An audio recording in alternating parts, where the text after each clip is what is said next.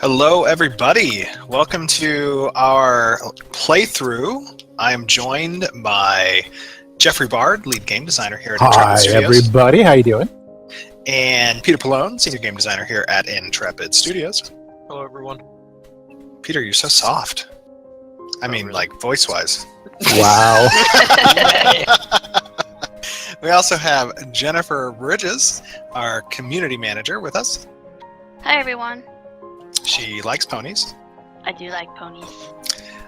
So we're going to give you a little bit of a playthrough of one of the environments, one of the towns, and going through a dungeon. We heard there's a pretty cool quest that's available in this town.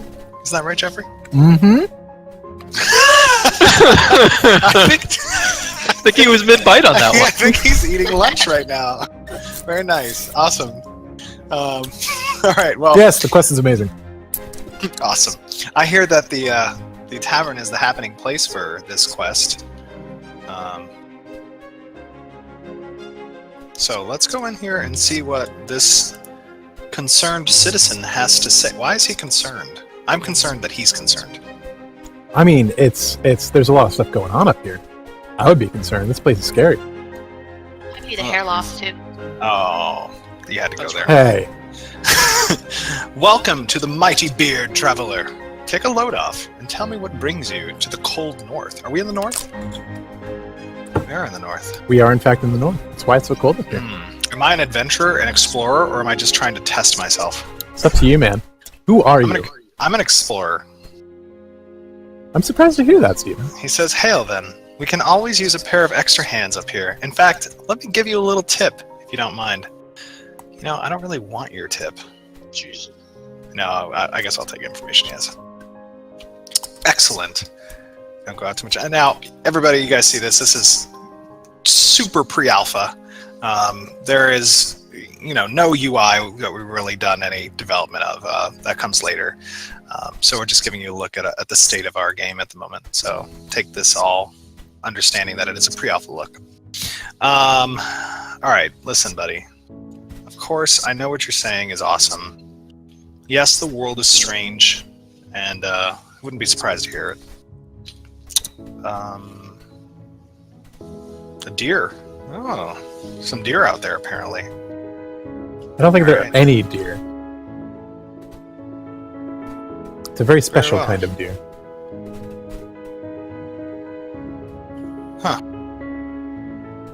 Oh, there we go. I gave him the wrong answer. He didn't give me the quest. I gave him the right answer this time. You got to really All pay right. attention to what these guys are saying. You mean I can't just fast click through it? Okay. Sorry. Let us depart the city. All right, search- heading In out. search of deer.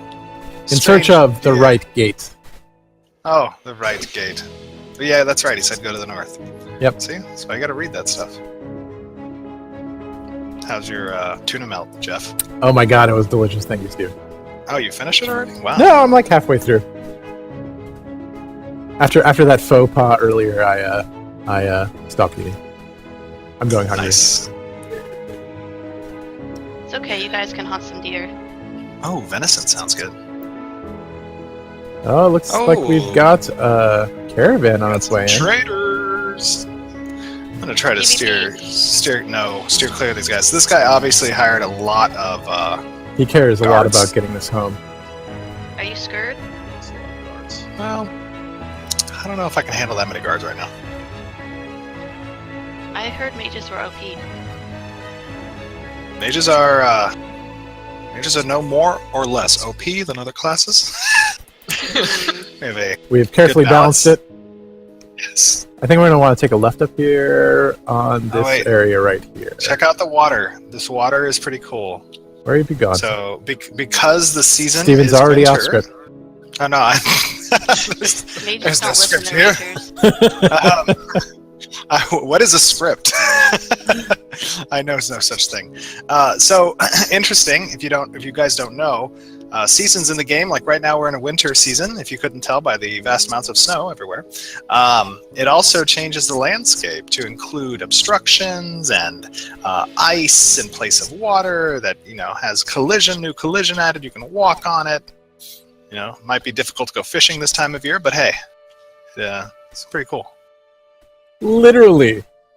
Oh boy. Nice. I like it. This is what this has become. Oh, I found a forest guardian. Dude, why are we killing the guardians of the forest? It's the guy wants us to. It's up to us Wow. to do what he Did we wants. Did we vet this guy? I didn't vet him. You He just was took in the the quest. I don't have any abilities on my bar. Hold on. I gotta set this up. It's gonna get away. It's scared. I can see it looking at me. I'm gonna take another bite of my It tuna. probably. Wow. It probably knows what we're up to. I mean, it is a guardian. I feel a little bad for this guardian. It's survival of the fittest up here. Oh, that felt horrible. I can't believe we're doing this. You're already cooking it though, and that's good. That's true. Very efficient. Jeff, I found some meat. Raw venison, gamey with a slight green tingle at the finish. You receive green loot. taste like? Nice. It's kind of like salami. Ah. Okay. Well, we gotta find some more guardians to murder. I mean, to Hey. harvest. You're gonna want to turn around. Okay. Yeah. Walk this way. Isn't that a song? I think so. Please no singing. Why? I don't like singing. But we're out hunting. You have to Are have there hunting normally songs. I thought that was just when you're on a boat. Nice. Nice. That's good. Alright. Let's murder this guy too. Jeez. I really like Yeah, the made his spell OP. effects. Very powerful. Oof. Taking all this meat.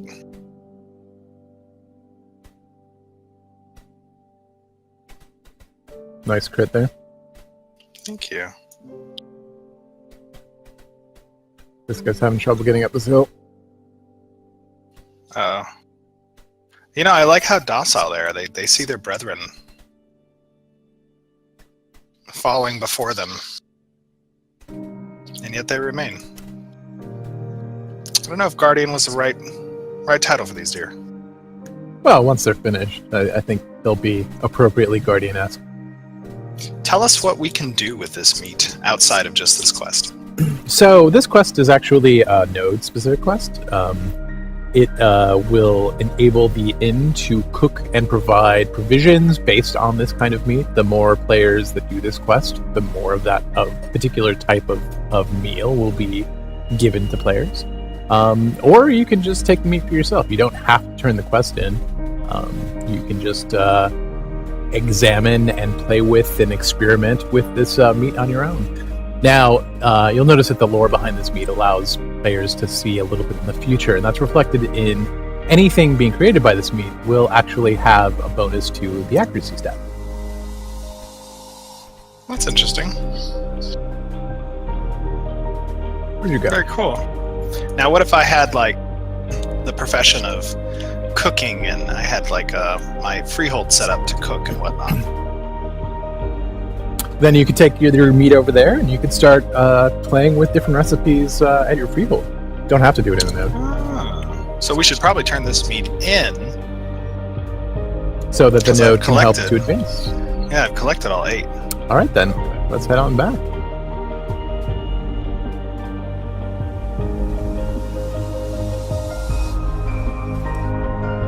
How was this force level after the 8 deer? It got easier as I was doing it more often. You know, that's what they say.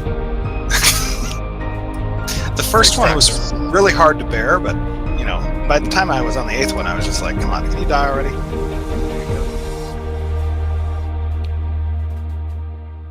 It's a little dark out here. Behold, I am the bringer of light. There's some folks up here. Friend or foe? They look like friends. Hi, buddies. Oh wait, Steven's still lagging. No, I'm back here. Hey, who are these people?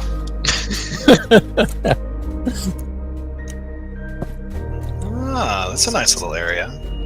They don't seem amused by your parlor tricks. Really? Yeah. It's not very nice of them. This would be like a little kind of pit stop here, huh? A little camp. We have some questions, don't we? We could probably answer one question on our way back to town. Yeah. So we, as usual, we collected questions from the forums from players. The first one we have is from Tucker131. You said that you wanted each weapon to have a unique effect to make each of them have a purpose. Could you elaborate on this a bit? It's a good question, Jeff. No. Got him fight again. Are you eating? I thought the question would take longer to ask. Okay. We lured you into a false sense of security. All right. So yeah, each weapon will have a role to play in the game. We've got a couple of different axes of attributes and sort of aspects that weapons have. Some of it is along the physical and magical aspect. Some of it is on the like piercing, slashing, blunt kind of axis. And so each one of those will play a role in actual combat. So each weapon's going to have its own flavor and its own reason for being. And isn't it true that where are we going? We're going over here. You should probably follow the ranger.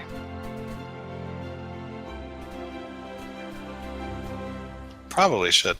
Isn't it also true that some of the weapons will have different types of conditions that can be applied based off of what type of weapon you have? Yeah, that's actually true when it comes to things like big two-handed Warhammer. You're probably going to have, and it depends on the crafter and what level the item is and what has gone into its history, but a Warhammer is probably going to have a higher chance to knock something down than other types of weapons. Oh my god, they're closing the doors. No. Oh. Oh my god. Do they know I'm not your enemy. Let me in. You know what? I'm a mage, so I don't need that door. What have you done? There he is. That looks OP to me. No, listen, we have to do these types of things because these types of towns, they discriminate against mages.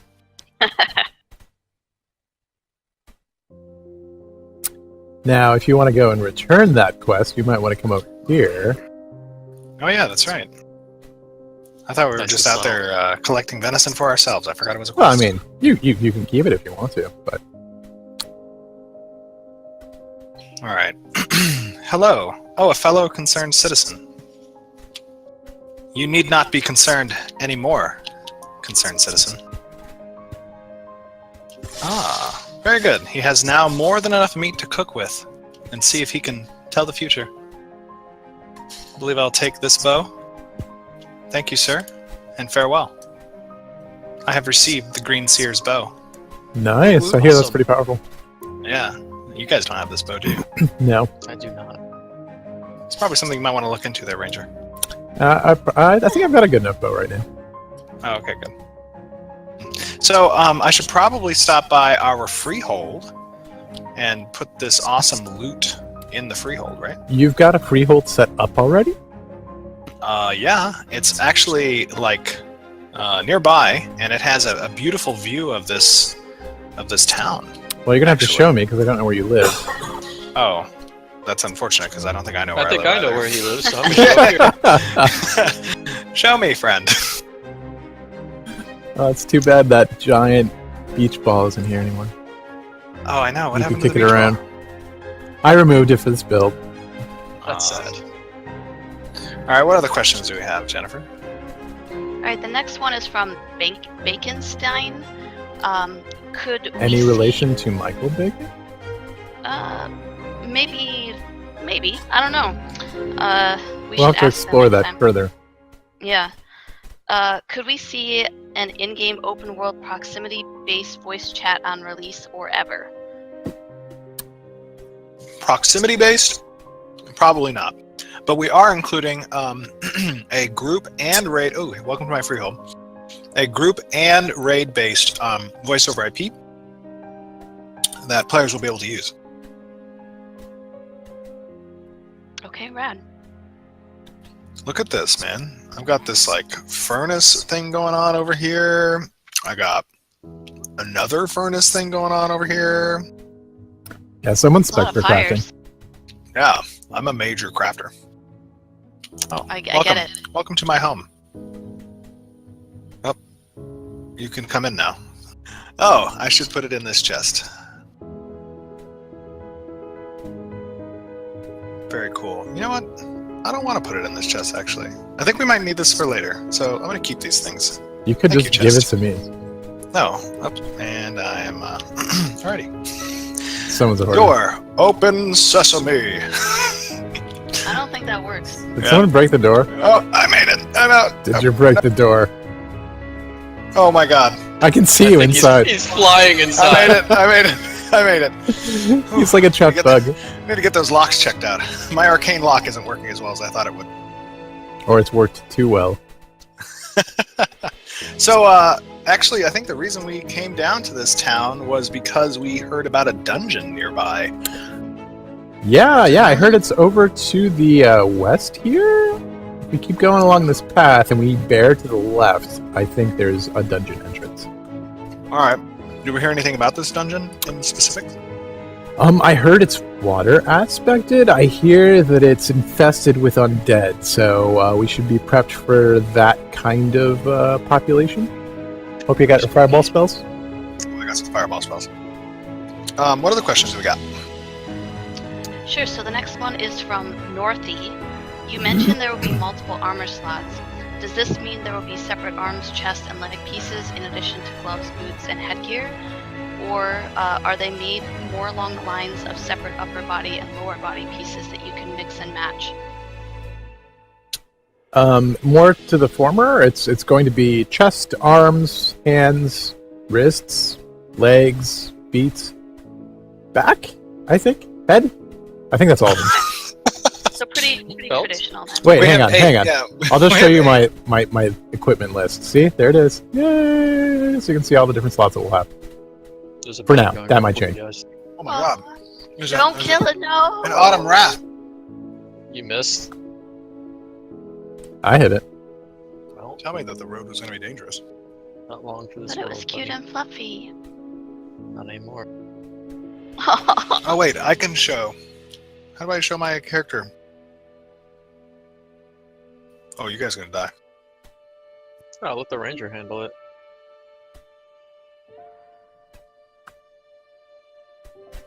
Just open up your wing, hit the wing, and then click on equipment, and you can see all the slots.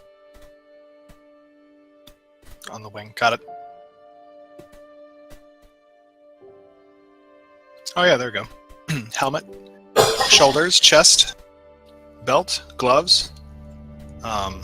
Arms, gloves, belt, leggings, and feet. Okay, cool.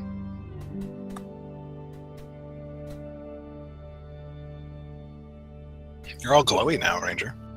Oh no, not again. Very powerful. Very powerful. Just powering up my power shot.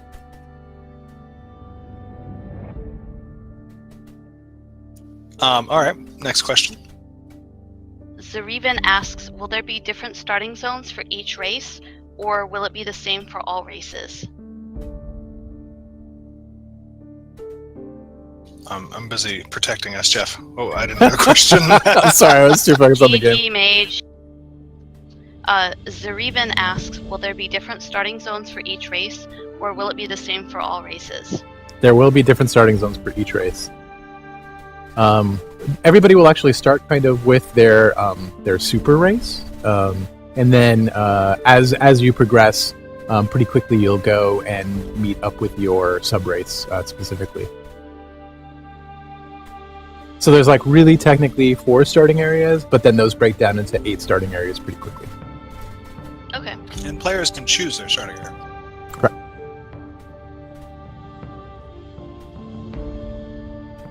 Alright, next one. Zero Tragedy asks, can you use your freehold as a ranch for marketable purposes? For example, breeding and raising livestock.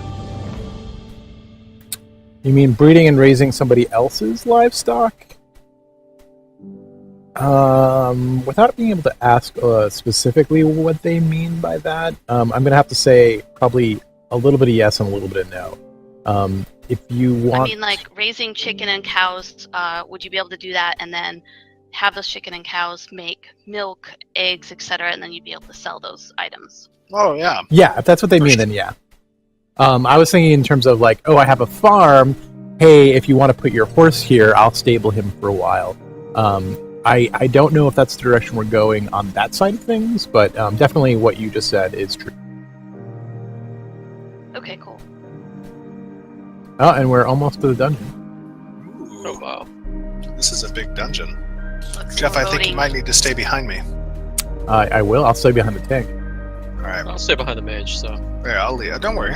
This isn't... This isn't scary. I'm confused. Well, are you mage tanking? Sort of. He's face tanking. He's taking advantage of us not having balanced anything yet.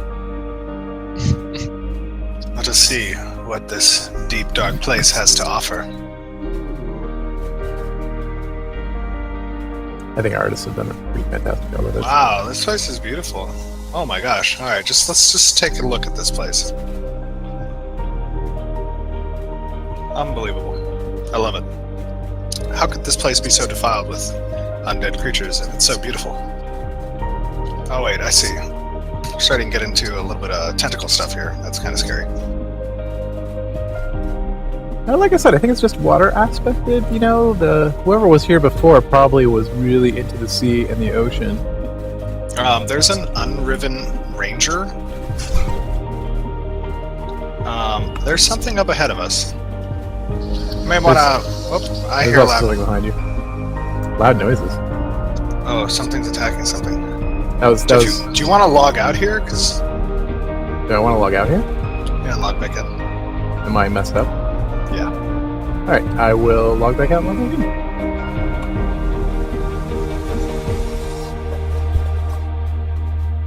in. We'll clear this place.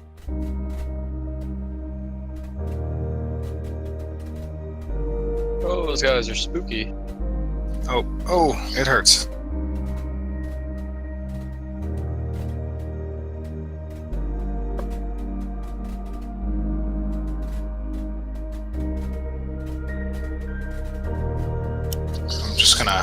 Let's just train the whole dungeon. Alright. No, I'm just kidding.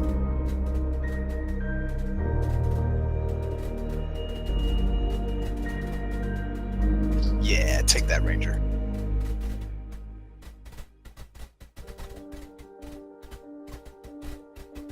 Alright, where'd you guys go? I'm back in. We're a little bit deeper. Went in a little bit. I'm gonna find you. These guys are weak, though. They stand no chance against me.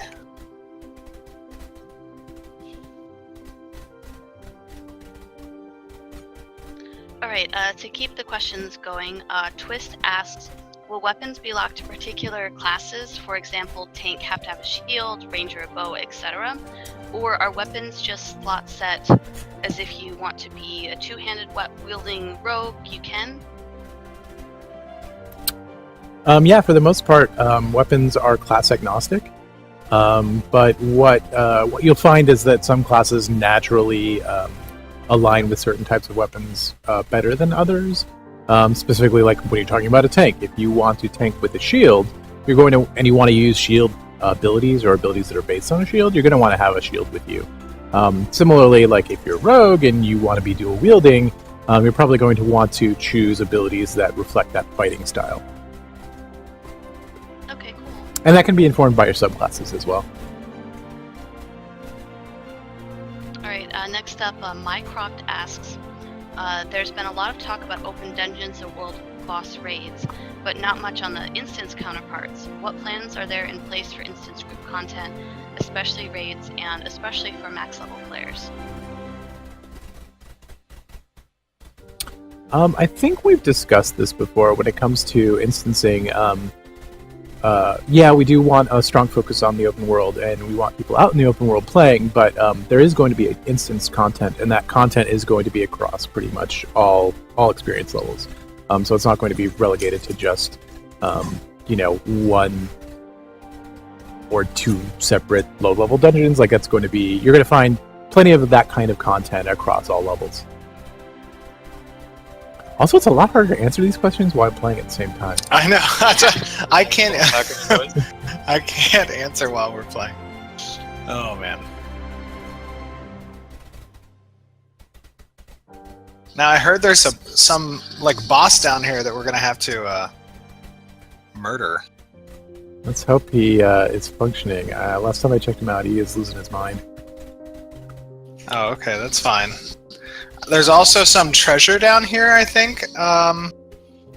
Some, like, fabled monster coins. Yeah, actually, there's a skeleton over here who is acting a little bit strange. Actually, if you come back here, Steve. Dude, these yeah, I see it. These skeletons have a pretty awesome little dungeon. Yeah, they inherited this pretty well. I wonder what the history of that is. Probably some type of ancient water temple or whatever. Oh, okay. Hello. This guy.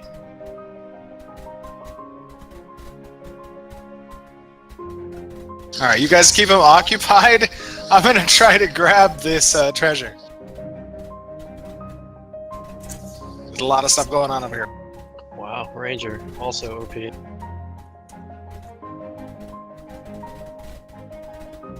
Oh, I got some monster coins. Oh, did you? I want to get some monster Shit, coins. I didn't get any. I think we gotta talk to this guy. I got one. I'm gonna use my monster coin. I hear there's some event going on. It says Twisted Rabbit. This is a Twisted Rabbit coin. Nice. Yay, bunnies! Uh-oh. Oh god, what's happening? And I'm a rabbit. Oh my gosh. You're adorable. Where are those guards at? Where did you guys get coins? I just did, and I'm using it right now. Oh, I'm a rabbit too. I don't see where you are. Where are you? Oh, Hang I see you. Where are you? Oh yeah, And we're gonna wreck this just town. to be clear here for people watching, the way they're doing this is not going to be how it will work in Right. the game. When you guys get a monster coin, there'll be a different system for when you can actually use it. Right. It'll immediately spawn. Yeah, so there's going to be events that occur in the world, and these events will allow people who hold monster coins to participate in the event as a monster. The events are going to run regardless of if people participate as a monster or not. The AI will take over by default. But if you have a coin, you're able to participate as a monster. There's 3 different tiers of events. There's Legion level, there's an Elite level, and then there's the Epic level. Where's Peter? I don't know. Didn't receive it. You didn't get a coin? Did you talk to the guy? I did. Did you? Did you really? You got some Yeah. teeth. I have 4. Yeah. Let me go over to your desk and make sure that this can work. Just Oh, there we go. There we go.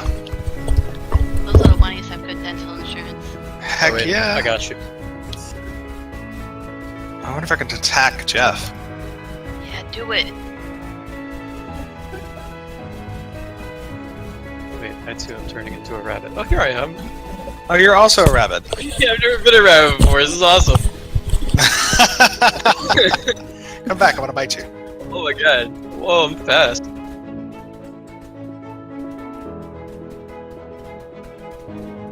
And we're rabbits. Gonna go live the rabbit life. Gonna say goodbye to the town. No! Yeah. We have to find people to kill and things to take. Why can't we just be good rabbit? Okay, Yeah. we're called Autumn Wraiths. the corruption will come and get you eventually. You can't resist it. All right, guys. We'll see you guys on the stream. I hope you guys enjoyed this little bit of very pre-alpha gameplay footage. And we will be chatting with you here in about 2 seconds. So enjoy, and we'll see you guys soon. Bye, everybody. Fantastic. Bye. Bye.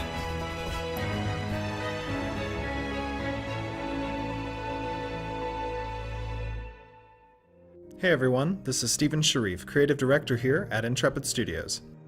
I'm excited to debut an exciting new system that we have been working on in the game, something fresh to the MMO experience. We call it our Monster Coin system. You're about to see what the system looks like in its pre-alpha state, and I'd like to explain a little bit of how it works. In Ashes of Creation, a large portion of world events revolve around the environment reacting to the player. This means that as the players are exploring the world and developing civilization around them, the environment is responding to this encroachment by spawning dynamic events and creatures to attack those developing cities.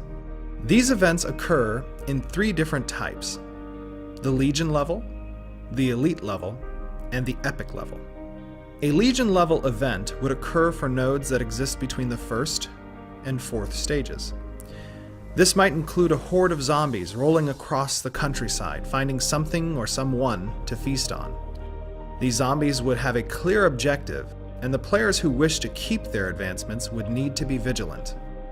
Server messages will appear for players within regions of these dynamic events. An Elite level event would occur for nodes that exist between the 3rd and 6th stages.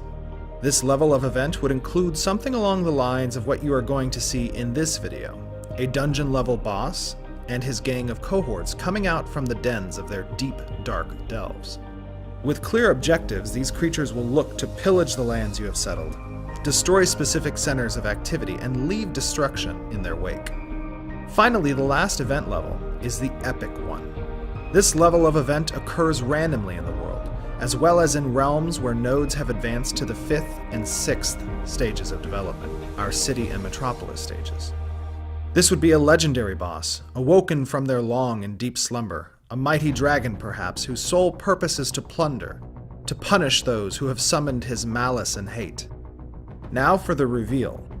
We have designed a system that allows the players to participate in these events as the monster. Our monster coins will let the player succumb to the darkness inside their soul and inhabit one of these monsters in the game. With clear objectives outlined during the event, your performance entitles you to unique cosmetics. And while no drop can be taken from your corpse should you fail, the defenders are rewarded by advancing their node and by gaining unique cosmetics themselves. Enjoy this small preview of pre-alpha footage with myself and some of my designers playing with the system. Thanks for watching, and I hope you'll join us on our Kickstarter. Get over here. Get into my belly. Those horses are so much bigger, though. Eat the horses, not the people. Oh god. Alright, only 4,900 fireballs. We got 'em. You are like ants to me.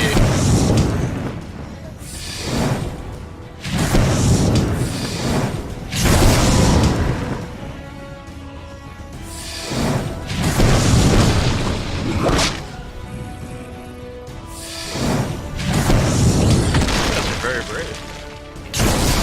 Must protect the city.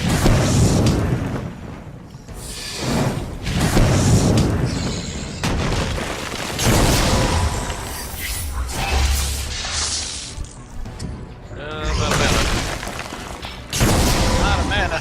And I'm dead. I'll kill all of you.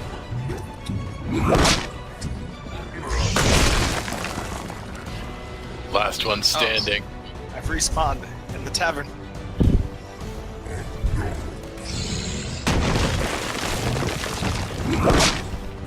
I have pretty good armor. Oh, You wow. just exploded me.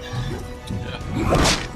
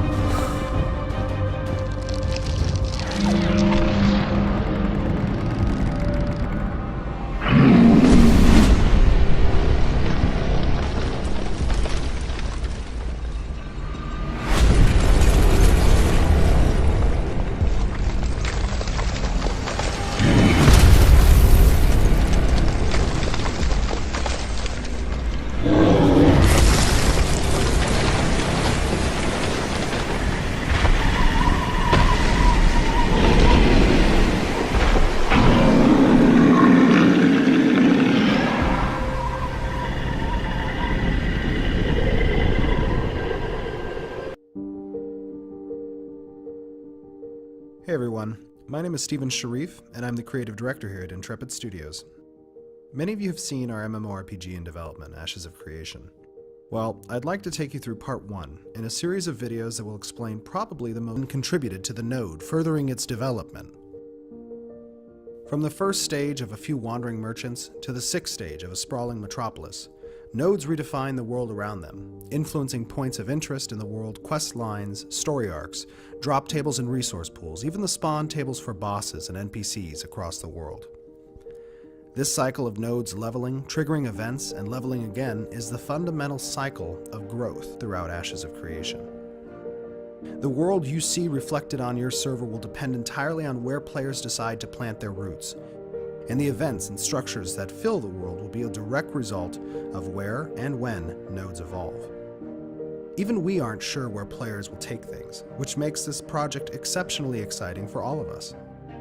We focused here on the growth of nodes in order to show how the base functionality works, but in upcoming videos we'll delve into the sieging and possible destruction of nodes, how player-run governments of nodes work, and how regions grow.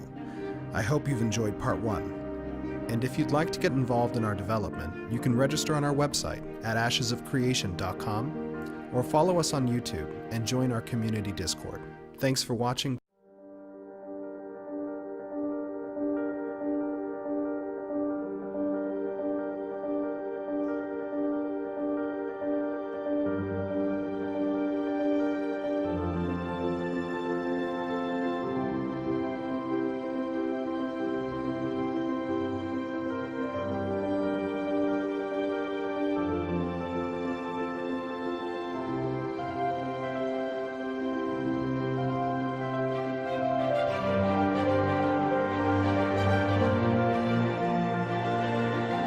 Hey guys, my name is Steven Sharif, and I'm the creative director here at Intrepid Studios. We're working on an upcoming MMORPG named Ashes of Creation, and I'm pretty excited to share with you today on this Kickstarter what we're all about.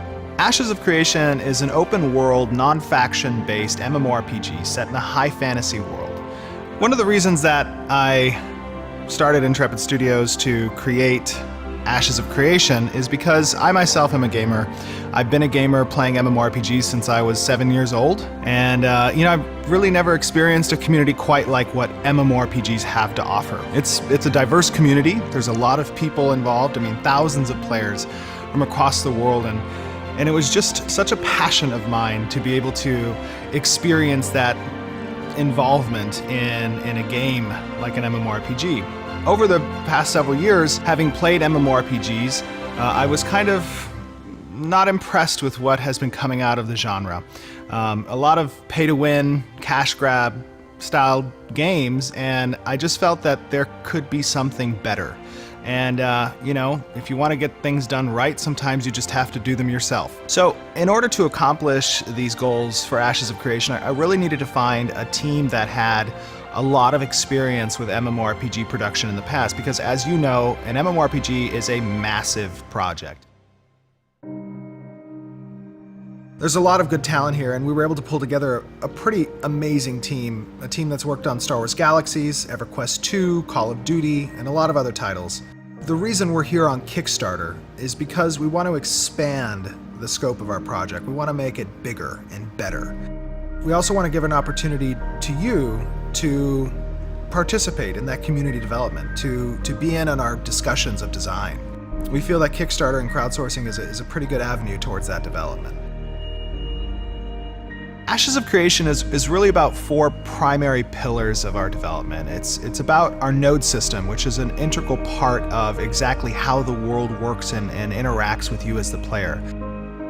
It's also about our meaningful conflict, PvP, and how you can catalyze change in the environment around you. The economy is our 3rd pillar, which focuses on incentivizing you as the player to get out in the world and interact with it. And last, but most important, potentially, is our narrative. The narrative really holds all of those systems together in keeping you as the player interested in exactly what different outcomes come about.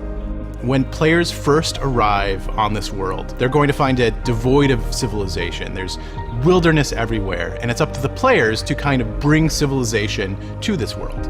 These nodes are how players do that. There are tons of nodes throughout the world, and each of them has a zone of influence. This zone of influence captures all the activity of the different players doing different things. It could be crafting, it could be fighting, it could be gathering. Anything that might give you experience is something that the node's going to be paying attention to. And as you level up your character, the node levels up with you. And as it levels, more and more civilization gets attracted to that area. We want the world to react to the player. That's the most important part, is the world is reacting to your actions. Different nodes attract different events. The world doesn't stay quiet for long, and civilization disturbs deep and dark things throughout it. A city that grows up on the side of a mountain might dig a little bit too deep and might disturb the things that are below. And that might include like a giant dragon that erupts with a volcano and lays down waste to that node that developed there. And that's something that wouldn't happen any other place. That's an event that's unique to that particular node at that particular time. And because of that, like, players are going to experience this game very differently depending on how they build it. Each server is going to have its own story, and we're pretty excited to see what players do with that. How do they react to that dragon coming out that mountain? Do they pack up their bags and move? Or do they decide to fight it, to gather all of their friends and take down this monster because this is their home? So that's what differentiates our game from most others. It reacts to what the players do. It reacts to the player's decision. While you're developing these points of civilization, there is a mechanic for change, and change relating to that meaningful conflict. Because players are motivated by different things, because they want something from the game that other players don't want, that's going to cause people to butt heads. Different players are going to want different experiences, and the conflict between the two of them will create a bigger and better thing. Out of strife comes rebirth, and that's a core symbol, it's a core theme that occurs throughout the game. Our castle system, our sieges against nodes, the caravan system, battlegrounds that exist, guild wars. We want there to be a meaning to this conflict. We want players to actually have some skin in the game when it comes to participating in PvP. If you own a home in a node and you don't want to see that home destroyed, you need to defend that city. Risk versus reward is what gives you that adrenaline. It gives you that meaning to participate. So what drives you as a player in the game? For a lot of people, it's the economy, and that's why it's our third pillar. We really want the economy to incentivize you to interact with other players, to get out there and get resources to develop the world. We've regionalized our marketplaces. We've regionalized our warehouses. It's not just one global auction house like a lot of games kind of throws the economy to the side. I wanted to emphasize economy. One major feature in our economy that differs from most fantasy-style MMOs is that we're not approaching it from a global scale. Rather, we're trying to carve the world up into regions and make each one focus independently, while of course at the same time working together. The global auction house isn't something that you're going to find in our game at the early stages, or maybe ever. Rather, you're going to have to go to a town, you're going to have to buy, sell, or gather whatever you want. What this creates is a competitive advantage, much like we have in the real world. Some towns, some areas are going to be better at certain things, some are going to be worse at some things. But the important part is that you get to play a role in who's better at what and who's worse at what. And if you want to be better at something, we're giving you the opportunity to become better at whatever you want. Creating those regional marketplaces, regional warehouses, we've incentivized the transit of goods. If you want to create local marketplaces or you want to create a local economy, you can do so because that mithril mine is nearby, and it's not found somewhere else. The caravan system is what allows you to transit goods to other marketplaces. The economy is usually something that happens in the background of other games, and from day one, we knew that the economy was going to be something really important to us. The fourth pillar in Ashes of Creation is our narrative, the story, and how it relates to you, both as an individual and as a member of the greater community. In Ashes of Creation, we've got three main ways that we're going to be telling the story. One is tasks, one are events, and the final one is our overarching narrative. The narrative is going to be where you find most of the story.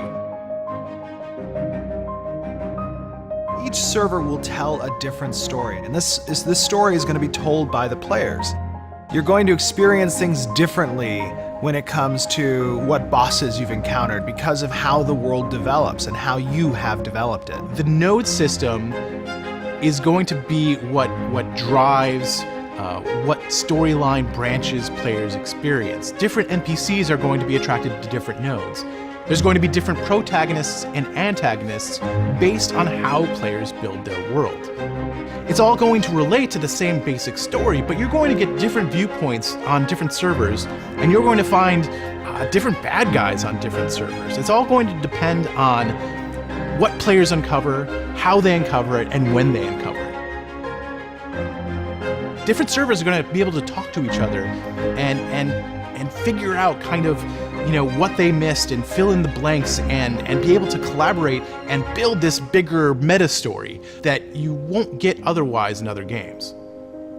So with all of these four main pillars of design, you'll notice that it's really hard for us to talk about any one of them without talking about all of the others. And that's a very core part of our design.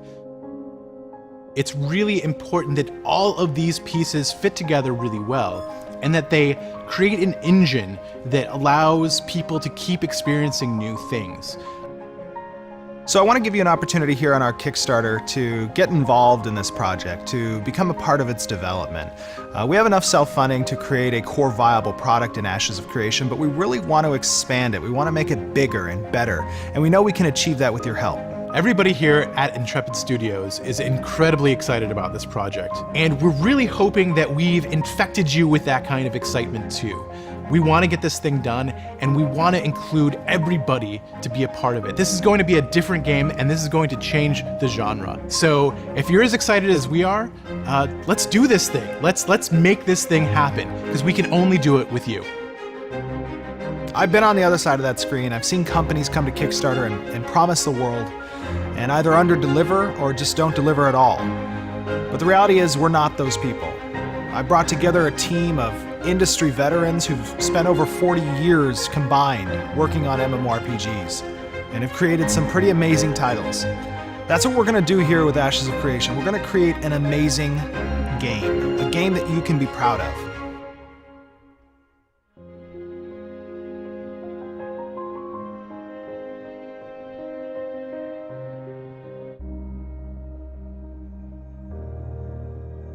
Hey everyone, this is Steven Sharif, Creative Director here at Intrepid Studios.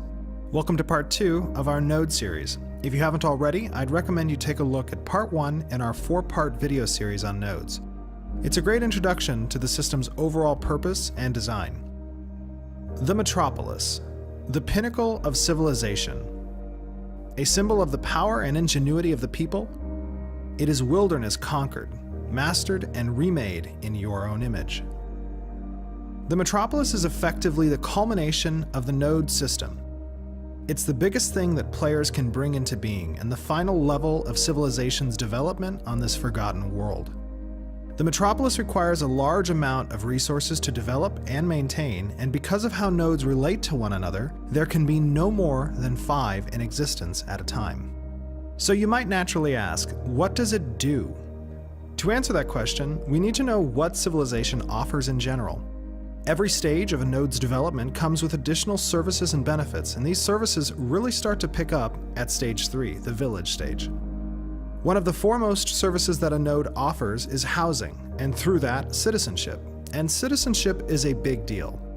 There are 3 primary means of acquiring housing. The first is our in-node housing. It's here that players can begin buying static housing. These buildings belong to the node, and as a node levels up, the housing levels up with it. A player will be able to purchase a small one-room house at the village stage. When the node advances up to a town, so does that house. The owner enjoys the benefits of a suddenly larger home. His property size increases, his house is located more towards the center of town, and the square footage of his home has gone up considerably. There's new property available at the town stage, but this new property is more akin to what was available at the previous stage, small and modest. Now when the node advances up further, this time to a metropolis, this all happens again. The player's house, already sizable, grows into a mansion. The number of mansions in a metropolis will be the same number of small homes that were available in this metropolis's village stage. Only those houses that existed at the village level will ever become these main street mansions. So effectively at each stage the node advances, you will see the existing homes advance as well. This makes getting in early for a node pretty important, and introduces a real estate aspect to owning in-node property. I know what you're thinking, and the answer is yes, you can sell these properties. These in-node housing options are at a premium, and we expect these to be hotly contested. But if you want to be a citizen, and there are no more in-node housing spots available, you do have some options. For instance, at the town stage and above, your node's politicians will have the option to open up instanced apartments. These are internal-only spaces which can be decorated to your desire. Different price points will offer different sized apartments, and apartment rentals will also offer citizenship. They won't have external spaces to build out, and they aren't quite as prestigious as in-node housing, but they'll still offer some housing functionality to those who really want to be a citizen of a specific node. The final type of housing available are our freeholds. These plots of property can be built anywhere within a node's zone of influence, and only after a node reaches stage 3. These are sizable plots of land that all sorts of structures can be built on. Inns and taverns, forges, smelters, lumber yards, mills, stables, are all things that you might find on a freehold. These plots of land are where a player can really get creative with their buildings. Because they're built within a node's zone of influence, they grant citizenship as well. The larger the node, the bigger the zone of influence is, which means more freeholds can be built. As you may know, nodes have 4 different types: scientific, economic, militaristic, and divine. These types unlock different buildings at each level of a node's progression, contributing progressively larger benefits at each stage of a node's development.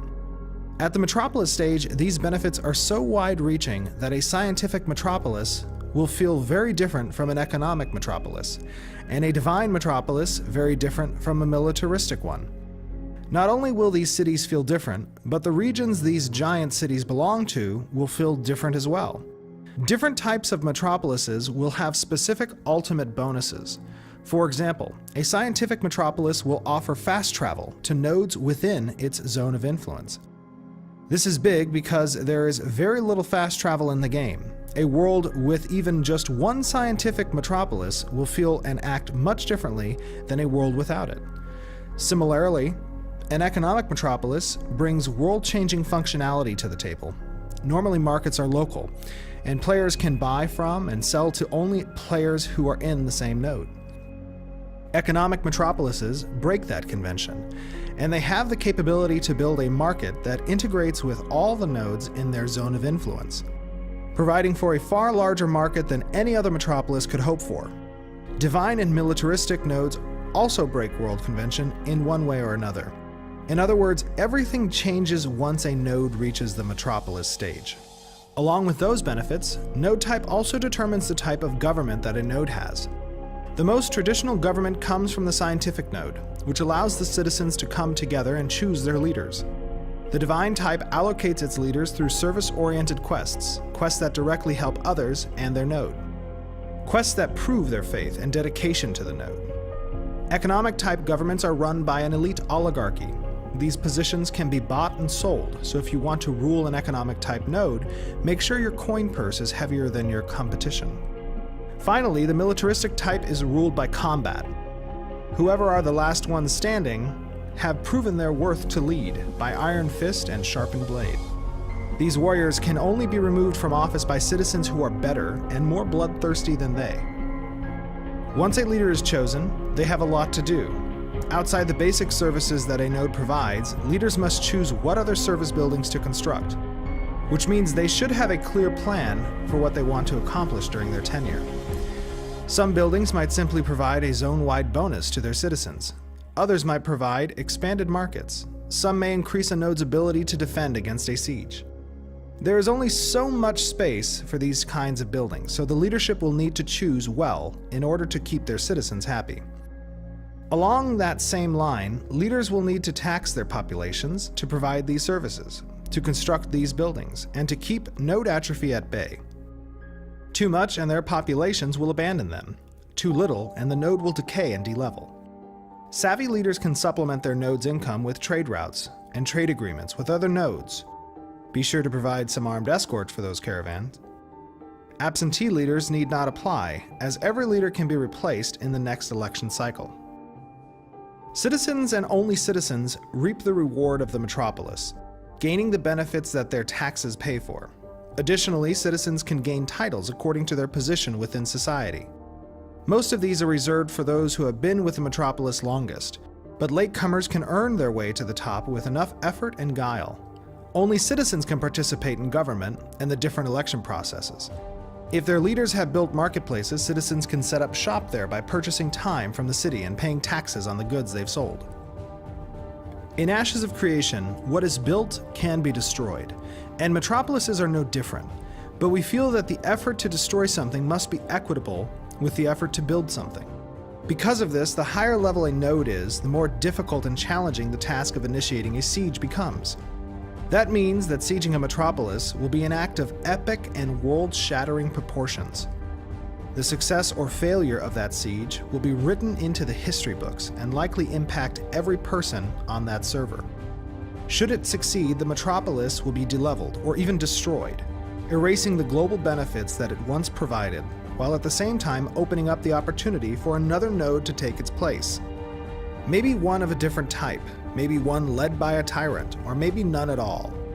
Should that siege fail, that means that the hopes and dreams of the attackers, who should be legion in number, have been thwarted, and the status quo will endure. As I said in the beginning, metropolises are the pinnacle of civilization. They represent this through their size, through their systems, and through their citizens. Their weight is felt across the world, and once one is established, everything will change. For the better or for the worse? Well, that's up to you. I hope you have enjoyed this overview of the Metropolis. We have so much to share with you about Ashes during our development.